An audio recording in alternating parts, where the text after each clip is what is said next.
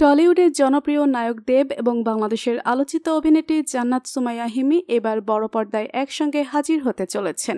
অনেকদিন ধরেই ভক্তরা চাইছিলেন দেবকে নতুন মুখের সঙ্গ দেখতে, আর এবার সেই ইচ্ছা পূরণ হতে চলেছে। বিস্তারিত জানতে ভিডিওতে লাইক দিয়ে শেষ পর্যন্ত দেখতে থাকুন। দুই দেশের যৌথ প্রযোজনায় নির্মিত এই ছবিতে দেব ও হিমি থাকছেন প্রধান চরিত্রে। সোশ্যাল মিডিয়ায় ইতিমধ্যে তাদের কিছু ছবি ভাইরাল হয়েছে, যা দেখে দর্শকদের মধ্যে উত্তেজনা তুঙ্গে।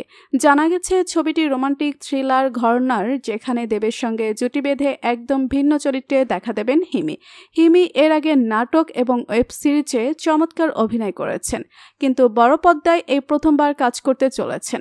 অন্যদিকে দেব দীর্ঘদিন ধরে টলিউডে একের পর এক হিট ছবি দিয়ে ভক্তদের মন জয় করেছেন, ফলে তাদের রসায়ন নিয়ে দর্শকদের প্রত্যাশা আকাশ ছোঁয়া।